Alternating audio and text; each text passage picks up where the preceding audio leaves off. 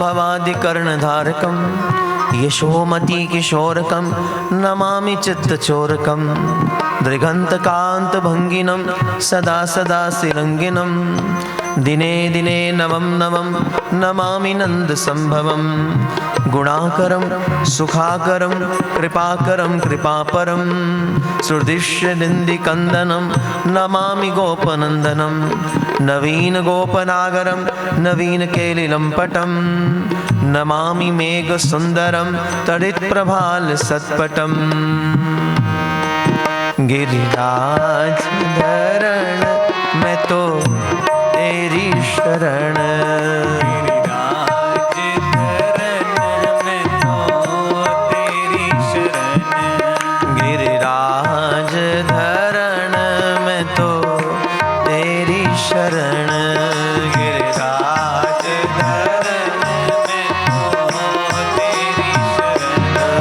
गिरिराज धरण मैं तो ओ गिरिराज धरण ओ गिरिराज धरण ओ गिरिराज धरण ओ गिरिराज धरण ओ गिरिराज धरण ओ गिरिराज धरण ओ गिरिराज धरण ओ गिरिराज धरण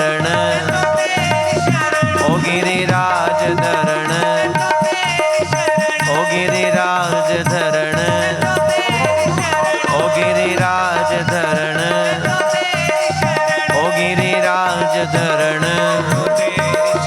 ओ गिरिराज धरण ओ गिरिराज धरण ओ गिरिराज धरण ओ गिरिराज धरण बोलिए वृंदावन बिहारी लाल की जय। सबका संरक्षण श्री कृष्ण ने किया, इंद्र का मान मर्दन हुआ और जो अलौकिक छवि देखी बस देखते रह गए। गोविंद ने गिरिराज जी को स्थापित किया है और बरसात बंद हुई और सब ब्रजवासियों को वापस पहुंचाया। और इंद्र पर यहाँ बड़ी करुणा करते हैं, बड़ा आशीर्वाद इंद्र को दिया, अभयदान दिया, जो चाहा सो दिया। अब विचार करो, एक लीला आपने सुनी थी, तेने ब्रह्म हृदय आदि कव्य जगत का विधाता ब्रह्मदेव कृष्ण की परीक्षा करता है। 1 वर्ष तक श्री ठाकुर जी के ग्वाल बाल गैया बछड़े सब ब्रह्मलोक पहुंचा दिए और तब कृष्ण खुद ही ग्वाल बाल बछड़े बने वृंदावन में लीला करते रहे। और तब ब्रह्मा आए थे, क्षमा मांगी थी कृष्ण से आकर, 40 श्लोक में स्तुति की थी, लेकिन प्रभु ने ब्रह्मा को क्षमा नहीं किया था। और यहां इंद्र कृष्ण की शरण में आया है, प्रभु ने क्षमा किया है, प्रभु ने क्षमा किया है, अभयदान दिया, जो चाहिए सो सब दिया। आप विचार करो, डेजिग्नेशन किसकी बड़ी है, ब्रह्मा की कि इंद्र की? डेजिग्नेशन किसकी बड़ी है? ब्रह्मा की। एक भारत का प्राइम मिनिस्टर, एक आपका एमएलए, कौन बड़ा? Prime minister. ब्रह्मा के एक दिन में 15 इंद्र बदल जाते हैं, इतनी बड़ी डेजिग्नेशन, इतना समय उनका है ब्रह्मा का, इतनी बड़ी डेजिग्नेशन। और वो आता है वृंदावन में, कृष्ण से क्षमा मांगता है, 40 श्लोक में स्तुति करता है और कृष्ण क्षमा नहीं करते हैं। लेकिन इंद्र ने 10 श्लोक में स्तुति की है, ये केवल 10 श्लोक में, और फिर भी भगवान इतना आशीर्वाद, इतना सब कुछ प्रदान कर देते हैं। क्यों? ये भेद क्यों? ध्यान दीजिए। कृष्ण कहते कोई कितनी बड़ी पोस्ट पर क्यों ना हो, कितनी बड़ी डेजिग्नेशन क्यों ना हो, लेकिन जो ब्रह्मा ने किया वो क्षमा के लायक नहीं है। कनाडा वालों का भी स्वागत, बोल वृंदावन बिहारी। कृष्ण कहते जो ब्रह्मा ने किया वो क्षमा के लायक नहीं है। क्यों? इसने 1 वर्ष तक मेरे भक्तों को, मेरे ग्वाल वालों को, मेरे गैयों बछड़ों को मुझसे अलग करके रखा है। और भले संसार में कोई भी हो, कितने बड़े पद प्रतिष्ठा का मालिक क्यों ना हो, लेकिन जो मेरे संतों को, महात्माओं को, मेरे भक्तों को मुझसे अलग करने की चेष्टा करता है वो मेरी क्षमा के लायक नहीं होता। लेकिन इंद्र ने जो किया, जैसा किया, इसने 7 दिन 7 रात्रि मेरे ब्रजवासियों को मुझसे मिला के रखा है, इसलिए इसका अपराध क्षमा के लायक है। तो प्रभु ने खूब आशीर्वाद दिया। कृष्ण की लीला है महाराज। ये तो वो प्रेम, ये म्यूनिसिपल कोई किसी इस लाइट की तरह प्रेम नहीं है कि जहां है बस यहीं चमकेगा। ये तो वो अनंत सूर्य का प्रकाश है जिसके घेरे में जो आएगा सब प्रेम से भर जाएगा। यहाँ ना झगड़ा जाति पाति का, कोई ऐसा झगड़ा नहीं, कोई मजहब का लेना देना नहीं। यहाँ तो विशुद्ध प्रेम है। और प्रेम कब दिखता है, कौन क्या है? संसार का प्रेम नहीं दिखता, वो भी इन अवस्थाओं से ऊपर उठ जाता है। और जहाँ श्री कृष्ण की मोहब्बत हो, कृष्ण का प्रेम हो, वो प्रेम की निगाह सर्वत्र एक समान हो जाती है। केवल प्रेम को प्रेम दिखाई देता है, सिर्फ एहसास है। ये रूह से महसूस करो, प्यार को प्यार ही रहने दो, कोई नाम ना दो। ये कृष्ण का प्रेम है, ध्यान रखिएगा। ये कैसा अनोखा है बंधन सजन, बिना डोर के बंध गया मेरा मन। ये कैसा अनोखा है बंधन सजन, बिना डोर के बंध गया मेरा मन। तू जिधर ले चला मैं उधर ही चली, खिला जो मेरा दिल सारी बगिया खिले।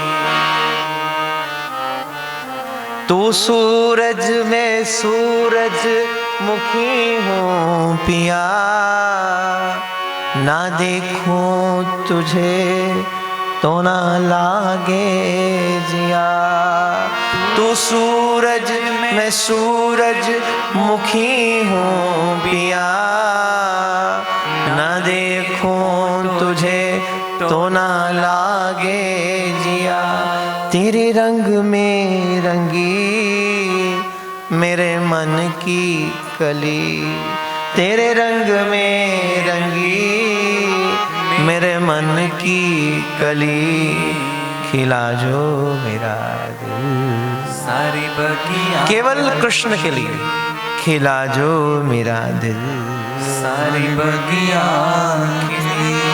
कभी जो ना बिछड़े वो साथी हूँ मैं, तू मेरा दिया तेरी बाती हूँ मैं। कभी जो ना बिछड़े वो साथी हूँ मैं, तू मेरा दिया तेरी बाती हूँ मैं। जो बुझाया बुझी, जलाया जली, जो बुझाया बुझी, जलाया जली, खेला जो मेरा दिल सारी बगिया। ये एक एक शब्द किसके लिए है? यथा ब्रज गोपिका नाम, वृंदावन की गोपिका जो पा लेना चाहती है, जो खो जाना चाहती है, जो कृष्ण सौंदर्य में, कृष्ण मधुरिमा में, कृष्ण के रूप में, उनकी करुणा में, उनकी मोहब्बत में बस विलीन हो जाना चाहती है। अपने अस्तित्व नहीं रखती गोपिका, डूब जाना चाहती है। जो स्वीकार करती हैं प्रभु, अनंत जन्मों में हमारी कामना कहाँ तृप्त हो पाई। हम देखते हैं अपनी सूक्ष्म वासनाओं को, वो कहीं ना कहीं दबी रह जाती हैं, लेकिन तृप्त ना हो पाएगा ये मन। लेकिन जानती हैं जब तक आप ना मिलेंगे, और जिस दिन आपका हमारा मिलन हो गया उस दिन सब पूर्ण हो जाएगा। और फिर अब ये भागवत की सबसे दिव्य लीला है, गोपिकाओं के साथ कृष्ण की महारास। लेकिन महारास से पहले आवरण भंग की लीला भी है ना, चीरहरण भी होगा। इसलिए जिस लीला में प्रवेश कर रहा हूं इसे आपने दिमाग से नहीं सुनना। क्या है तुरफा खूबी मेरे महबूब की देखो, दिल में आता है समझ में नहीं आता। और अब के बाद जो आएंगे उनको पीछे बिठा दीजिएगा, आगे नहीं बुलाना किसी को। और इसके साथ साथ ये ध्यान रखिएगा आप लोग कोई उठ के नहीं जाएंगे, ये भी ध्यान रखना है। किसी को जाना है? जाना है? नहीं जाना। हाँ, बीच में नहीं उठना आप किसी ने भी। बिल्कुल जब तक ये महाराज की लीला पूर्ण नहीं होती आप कोई उठेंगे नहीं, ये ध्यान रखिएगा। अब आगे से कोई पीछे, पीछे से कोई आगे, कोई नहीं जाएगा, ये ध्यान रखना। बोले श्री वृंदावन बिहारी आनंद कंद भगवान की। अब ये संबंध उजागर होगा महाराज, ये कैसा अनोखा है बंधन सजन, बिना डोर के बंध गया मेरा मन, जिधर तू ले चला उधर ही चली, खिला जो मेरा दिल सारी बगिया। लेकिन उससे पहले चीरहरण आभरण भंग की लीला है। आभरण भंग का अर्थ समझते हैं? जब तक आपको ये खबर है कि आप स्त्री हो कि पुरुष हो, तब तक आपका कृष्ण के साथ मुलाकात ना हो पाएगी, मिलन नहीं हो सकता। आपको भूलना पड़ेगा आप कौन है। गुरुदेव क्या फरमा रहे हैं? जीव रूपी प्रेयसी और परमात्मा रूपी प्रीतम का मिलन होगा, मिलन होगा। अभी कौन से शरीर की बात चल रही है? देह पुरुष, देह स्त्री है। किसी की देह पुरुष की है, किसी की देह स्त्री की है। यहाँ नहीं, इस देह से कृष्ण के संग मिलन असंभव है। क्यों? एक प्याला खंडित वस्तु है, मैंने उदाहरण दी थी। महासागर अखंड है, आप खंडित प्याले में महासागर को भर ना पाएंगे, उसको भरने के लिए आपको अखंड बनना पड़ेगा। इसी प्रकार हमारा शरीर भी खंडित है, खंडित है।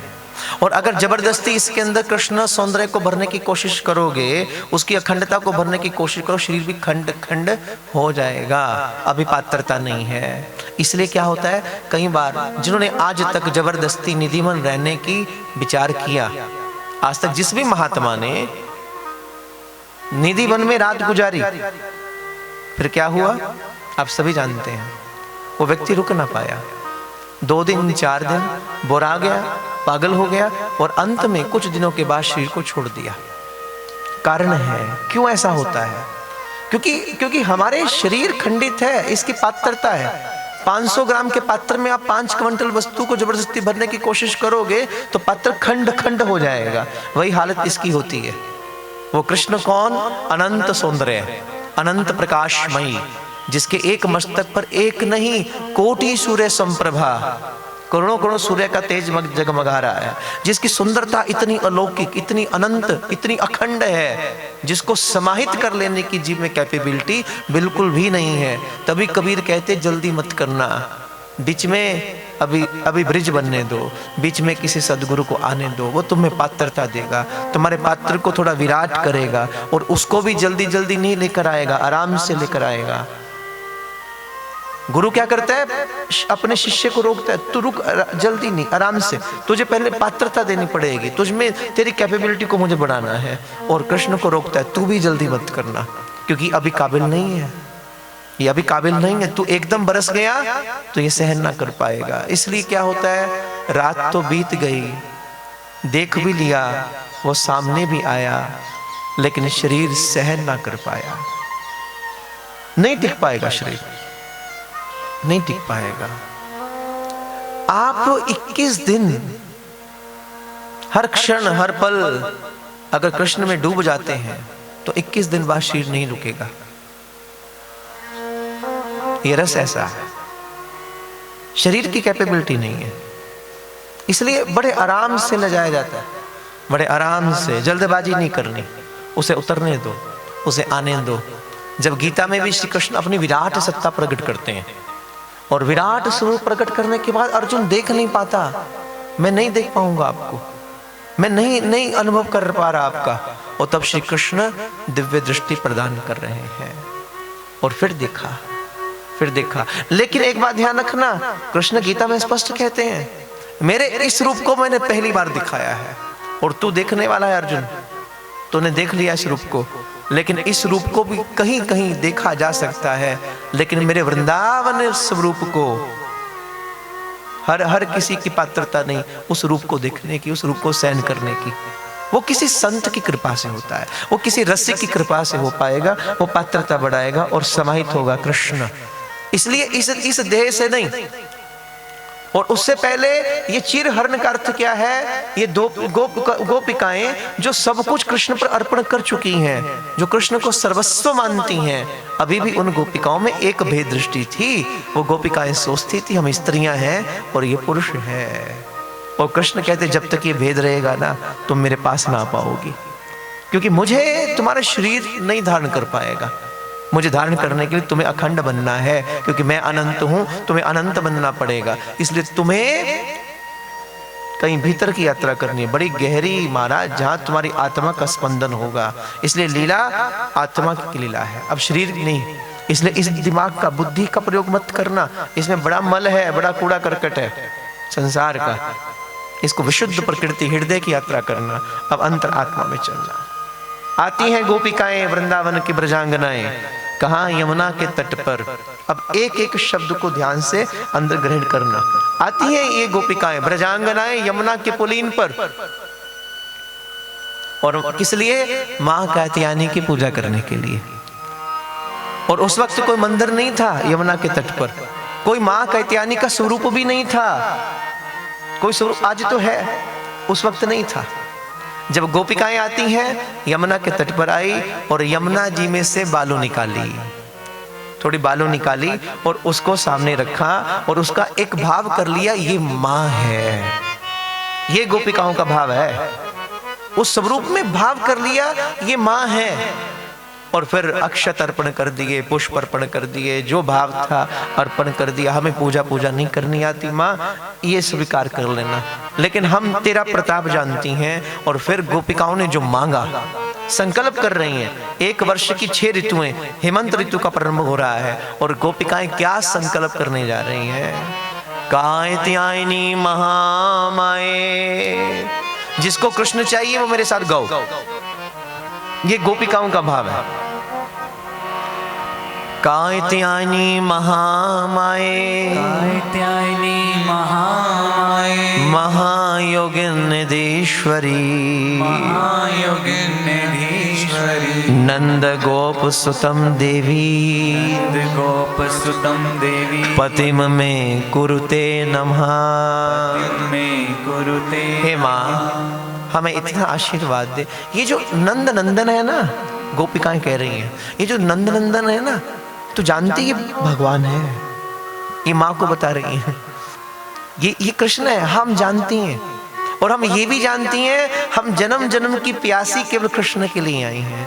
और अब हम कृष्ण को पा लेना चाहती हैं। हम जानती हैं इस तन का पति कोई भी होगा, लेकिन हमारी अंतरात्मा का पति हमारा कन्हैया है। अब हम उसे पाना चाहती हैं। तो गोपिकाएं कहती, नंद गोप सुतम देवी, पतिम में कुरुते नमः। कृष्ण हमारा हो जाए, ऐसी कृपा करो। हम संकल्प ले रही हैं, हम अनुष्ठान करेंगी, उपवास करेंगी। संकल्प लेती हैं यहाँ गोपिकाएं, माँ के सामने अपने भाव अर्पित कर रही हैं। लेकिन भावना के पीछे लक्ष्य क्या है? कृष्ण। इसलिए प्रथम स्कंद में वेद व्यास ने संकेत कर दिया था, आप कुछ भी करते हैं, आप यज्ञ करते हैं, आप तप करते हैं, आप नाम जप कर रहे हैं, आप साधना कर रहे हैं, आप व्रत करते हैं, आप तीर्थ गमन करते हैं, तीर्थों का सेवन करते हैं, समाधि लगाते हैं, ध्यान करते हैं। अगर इन सब का लक्ष्य कृष्ण नहीं है तो आप केवल और केवल परिश्रम कर रहे हैं, इसके अलावा कुछ नहीं। लेकिन आप झाड़ू पोछा भी करते हैं, लेकिन लक्ष्य कृष्ण है तो वो आपकी साधना है। आप बर्तन भी साफ करते हैं, लेकिन मन में कृष्ण है तो वो भी आपकी भक्ति है। ऐसा परम प्रक्रिया, परम सेवा गोपिकाओं की है। संकल्प लिया और संकल्प लेने के बाद यमुना जी के जल में उतर रही हैं, अपने चीर उतार रही हैं, घाट पर रखे और बिल्कुल नगन होकर गोपिकाएं यमुना जी के जल में प्रवेश करती हैं। और ठीक उसी वक्त नटखट कन्हैया आए हैं और गोपिकाओं की चीर का हरण कर लिया और कदम्ब की डार पर चढ़कर बैठ गए। और कोई वस्त्र यहाँ, कोई यहाँ, कोई यहाँ और कोई यहाँ। एक एक संकेत को समझिएगा। अपना स्पर्श दे रहे हैं कृष्ण वस्त्रों को। ये वस्त्र किसी भी छोर से कृष्ण के काबिल नहीं है, लेकिन कृष्ण उसका स्पर्श कर रहे हैं, उसे अपना स्पर्श दे रहे हैं। और ये लीला क्यों करते हैं कृष्ण? इधर गोपिकाएं स्नान करके जब बाहर आने लगी तो देखा घाट पर वस्त्र नहीं है, अगल बगल देखा तो सामने कदम की डार पर नटखट कन्हैया बैठे हैं, चीर लेकर बैठे हैं और गोपिकाएं आवाज देती हैं, कृष्ण छलिया आप हमारे चीर ले गए, वापस कीजिए ना। और कृष्ण ने क्या कहा, गोपिकाओं चीर चाहिए? बोले हाँ। बाहर आओ। इस अवस्था में बाहर आएंगी? बोले हाँ। अगर चीर चाहिए तो इसी अवस्था में बाहर आना पड़ेगा। आप विचार करो कृष्ण ये लीला क्यों कर रहे हैं। कई लोगों की मान्यता है इसलिए गोपिकाओं को संदेश दे रहे हैं, ये सामाजिक मर्यादा नहीं है, ये तुम प्रकृति की मर्यादा को उल्लंघन कर रही हो, समाज के नियमों का उल्लंघन कर रही हो। इस अवस्था में स्नान करना शोभा नहीं देता, आप स्त्रियां हैं। लोक मान्यता में ये बात सही है, लेकिन कृष्ण की लीला में लोक मान्यता नहीं, लौकिकता नहीं, अलौकिकता होती है। फिर वो रहस्य क्या है जो कृष्ण करना चाहते हैं, क्यों कर रहे हैं ये लीला? कारण है। बिहारी जी का दर्शन करने गए हो ना, जाते हो ना, तो बिहारी जी के सामने क्या है? पर्दा। क्या है? और एक पर्दा हमारे सामने भी है। एक पर्दा उनके सामने है और एक पर्दा हमारे सामने है। दोनों पर्दे बंद हैं तो क्या दर्शन होगा? बोलो हाँ कि ना। अगर कृष्ण का पर्दा लगा रहे, हमारा पर्दा हट जाए तो क्या दर्शन होगा? तब भी नहीं होगा। अगर हमारा पर्दा लगा रहे, कृष्ण अपना पर्दा हटा दें तो क्या दर्शन होगा? तब भी नहीं होगा। दर्शन कब होगा? हमारा पर्दा भी हटे जो हमारे सामने है, और जो कृष्ण के सामने पर्दा है वो भी हटना चाहिए, तभी दर्शन होगा। इस लीला का परम रहस्य ये है। और ये पर्दे कौन हटाता है? हमारे सामने का पर्दा भी कोई संत उठाता है, हमारी कैपेबिलिटी नहीं है उठाने की। और देखो बिहारी जी के सामने का पर्दा भी बिहारी जी खुद थोड़ी उठाते हैं, वो भी कौन उठा रहा है? जो उनकी निज सेवा में है, वही पर्दा उठाता है, वही पर्दा लगाता है। तो उठाने का काम भी उसका ही है। तो बीच में जब तक संत कृपा नहीं होगी पर्दे उठेंगे नहीं, और जब तक दोनों पर्दे ना उठेंगे तब तक दर्शन ना हो पाएगा। बड़ा मूल कारण है इसका, इस लीला का। यहाँ कृष्ण चीर हरण करके बैठे हैं, गोपिकाएं चाहती हैं चीर दे दो, चाहिए तो बाहर आ जाओ। क्यों कह रहे हैं? क्योंकि ये गोपिकाएं जो यमुना के जल में स्नान कर रही हैं, जो कहती है कि श्याम मन श्याम धन श्याम ही हमारो तन, आठों याम उधो हमें श्याम ही सुकाम है, जो सब कुछ श्याम को मानती हैं, जिनका उठना बैठना रोना जागना धोना सब कुछ श्याम सुंदर है, जिनके सर्वेश्वर हैं श्री कृष्ण, उन्हीं गोपिकाओं के